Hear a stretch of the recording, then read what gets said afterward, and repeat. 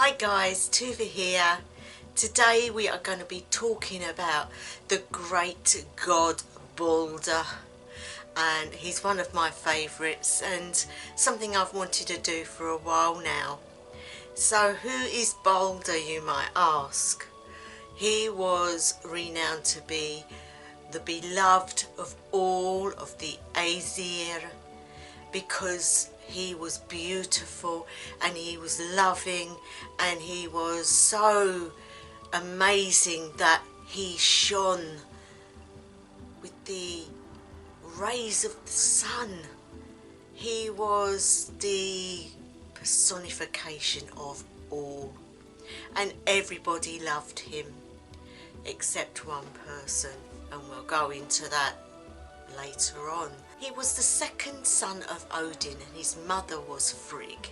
Baldur was so beautiful and he was admired, but he also was full of wisdom, and so if there was anything that was going on that needed to be judged in some way, Baldur would do it, and everybody would agree with the outcome because they trusted him and they believed in him.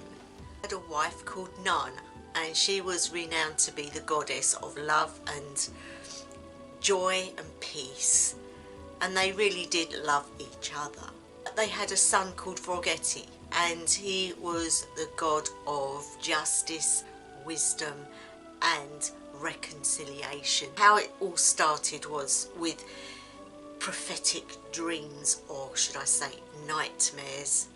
Now Baldur was safe from everything. He was loved by everything. So when he started to get these dreams, these terrible nightmares, he knew because of what they were, and most of them showed him in the underworld, in hell, in Helheim, which means he had died.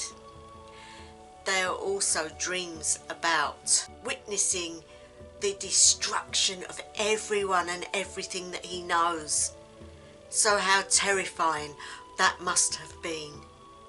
He gets a council of all the Aesir together and discusses it with them because he knows that this is not just a dream, also a god of prophecy. So he knows that this is his own prophetic dreams of his own death. Now this worried the Aesir so much, and especially Frigg. She was beside herself with sorrow. She did not want anything to happen to her beautiful son.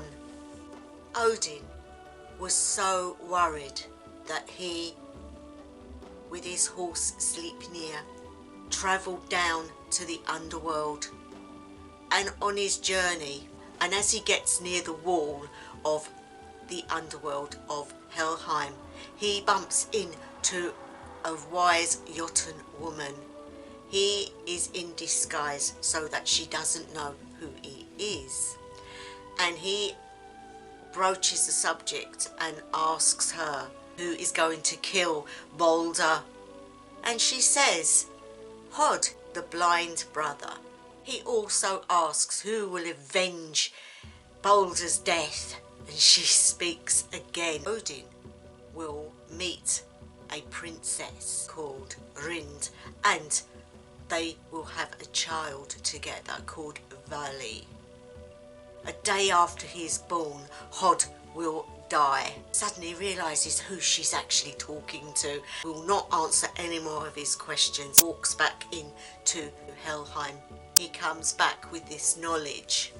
When he tells Frigg, she is horrified and decides to go on a journey around the cosmos to see if she can get every living thing to give their oath that they will not harm him. She talks to creatures, humans, animals, plants, stones, everything she can think of, and gets their oath that they will not harm Baldur in any way. She even talks to the elements, fire, air, water and earth, that they will not harm a hair on his head.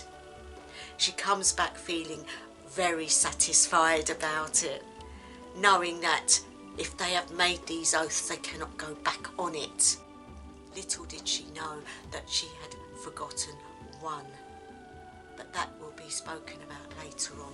She even spoke to diseases and things that are unknown, and got their oath that they would not touch him. So she was well pleased. The Aesir wanted to find out if this was true, and so they decided to try and hurt Baldur, and they made a game of it. They would shoot arrows at him, swords, anything, stones. They would push him, they would do all sorts of things, but the things would either miss him, or if they did touch him, they didn't hurt him, or they would be stopped right at the last moment. So he was safe, and so everybody was happy, and obviously they loved that game, so they played it very often. And Baldur wasn't worried because he knew he wasn't going to get hurt in any way. They were playing these games so much that Loki got fed up with it because he didn't want to take part in it. It wasn't the sort of thing he wanted to have anything to do with. And also Hod, the blind brother of Baldur, couldn't play for his health issues wouldn't allow him to. Loki decided enough is enough. Loki, being Loki, decided to transform himself into an old woman and get a conversation going with Frigg. Now Frigg was totally unable to see that it was Loki, and was chatting away, and was so pleased with what she had achieved that she realised while talking to him there had been one small plant that hadn't given its oath, and the reason for that was because it was a baby plant and didn't know about oaths.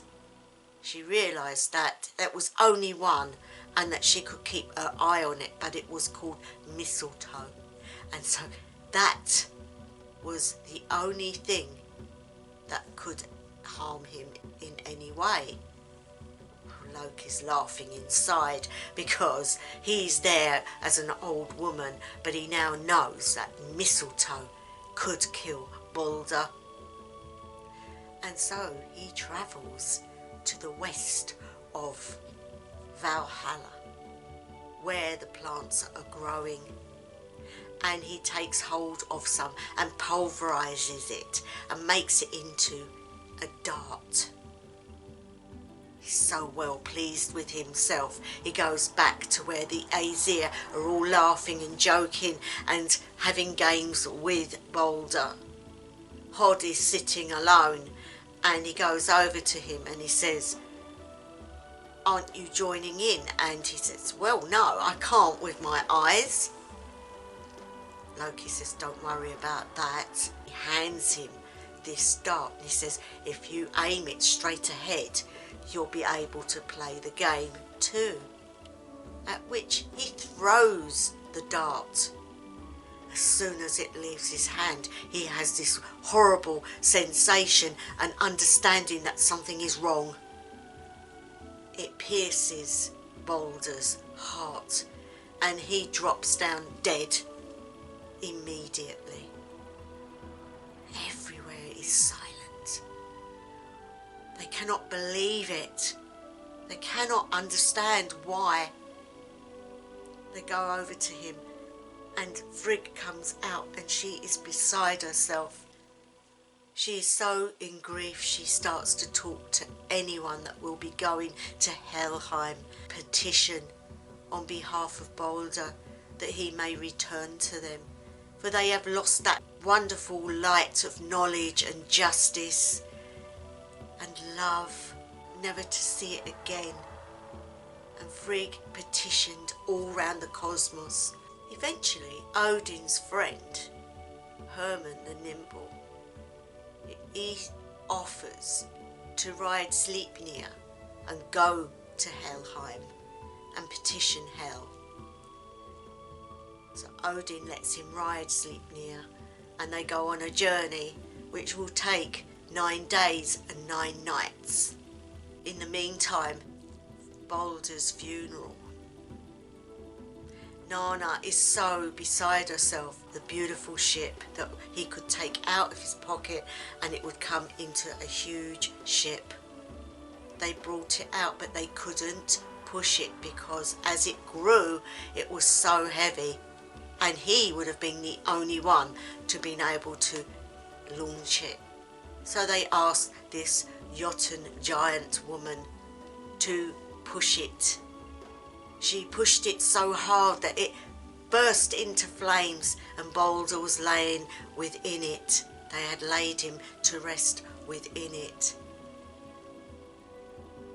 Nanna was so beside herself with grief that it is spoken that she either dies of grief there and then, or she actually threw herself onto the flames and died with him and went to Helheim with him.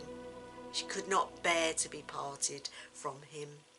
Before the flames, when they were laying Baldur into the ship, it is spoken that Odin whispered something into his ear.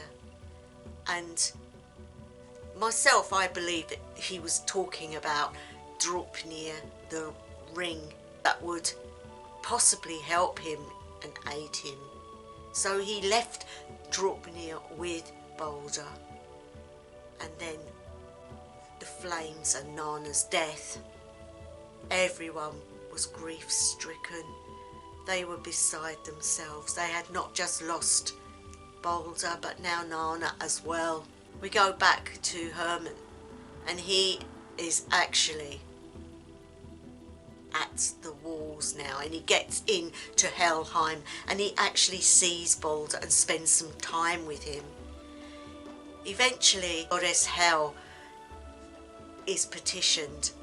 Normally, nothing would happen, because once you are part of that kingdom, you do not leave. This is where you go. But she knows that Baldur is quite special and quite necessary to be there. And so she makes an allowance and says, if you can get everyone and everything to cry at the loss of Baldur, I will return him to the realm of the living, and he will come to the Aesir again. He makes his way back to give the news, and once back, Frigg is overjoyed. She again goes around the cosmos, seeking everybody to be grief-stricken, to cry, to show their emotions. She was not the only one. All the Aesir was out doing the same. They really thought they would get Baldur back. One giant woman called Thok refused, just wouldn't do it. And because of that, Baldur had to stay in the land of the dead. There's a poem which is very apt for this, and it was called Lokisenna. And it's basically about wrangling. Now, Loki, obviously feeling guilty, went to feast with the rest of the Aesir. And it was a thing that they did then. They would wrangle with each other, which means they would say things about each other, sometimes not very nice, but he made a point of saying horrible things about each and every one of them. It got to Frigg, and she said to him, if Baldur was here, sitting now, he would kill you. That shows a different side to Baldur that is not actually spoken about in many places, because really his name means brave, defiant lord, that he was renowned for being great in battle as a warrior. go back 250 years before Snorri's accounts. You have to remember that Snorri had a lot of Christian ideals which he wrote in some of the stories.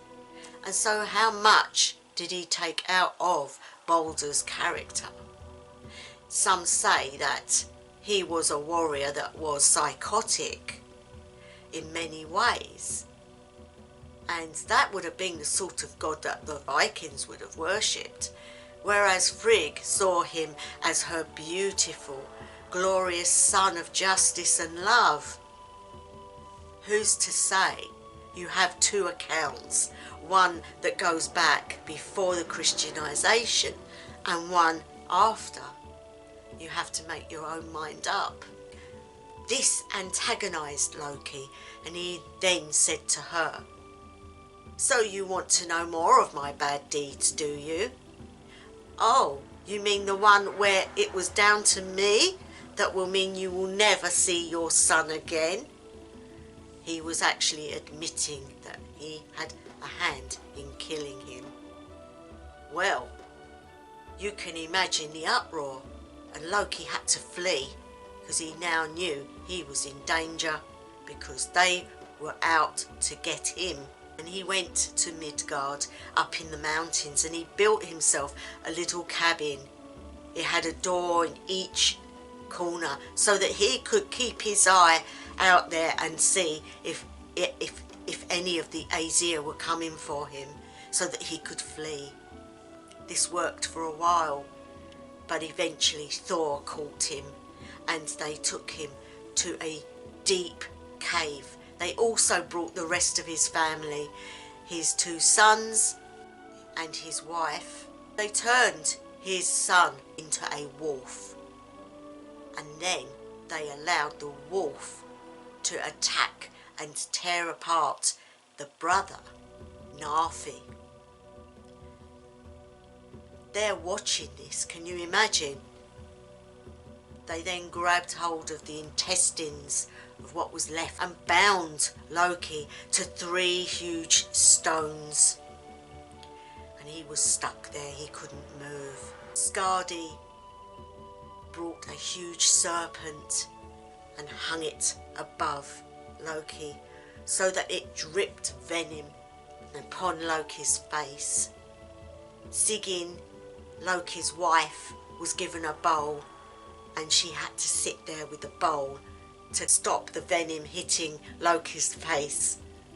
And she would catch all the venom in the bowl, but obviously it would come to the brim and she would have to empty it. And every time she emptied it, that venom would hit his face and cause extreme anguish, extreme pain.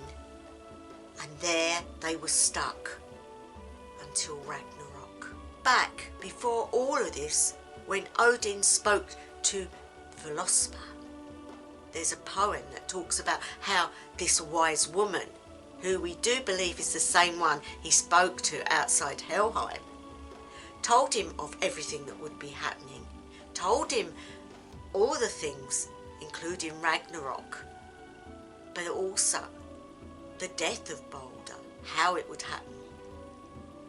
At the end, she tells him that Baldur would come back after Ragnarok, and him and his brother Hod, who he really forgives. Sounds very Christianized to me. Once back, there will be a new world of peace and harmony. There is so much scope, for there are other writings that talk about a totally different thing. They talk about, instead of the plant being mistletoe, that he had a sword called mistletoe. They talk of all the story, but it's done slightly differently in the older versions, going back over 250 years. So you have to take this at what you research, guys.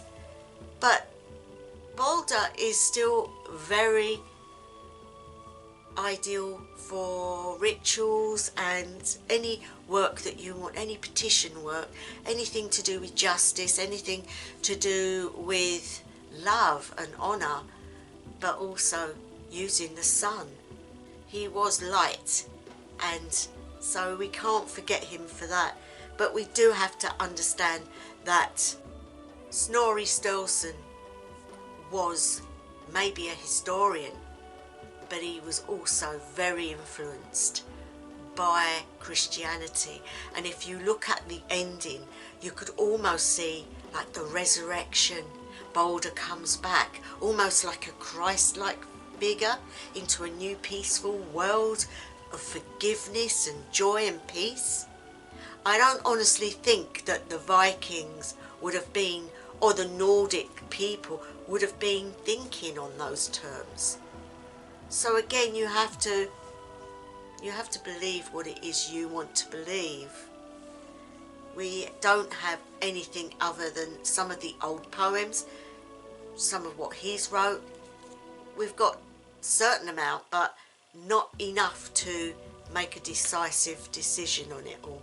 So each god brings its pros and cons. Each god has its light side and dark side, even hell.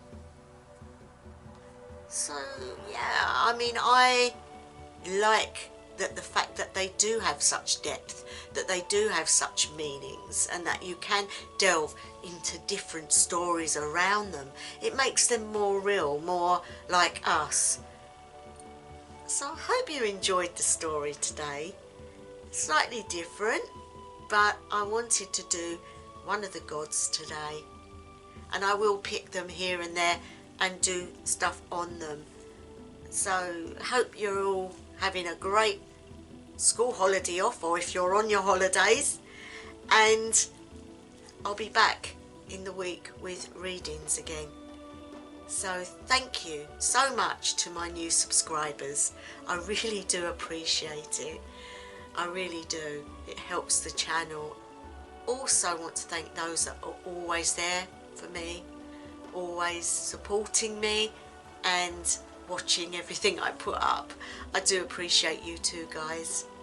So I'm going to leave it here now, and wherever you are, whatever time of day, night or evening it may be, I wish you the best ever. House of the Lang.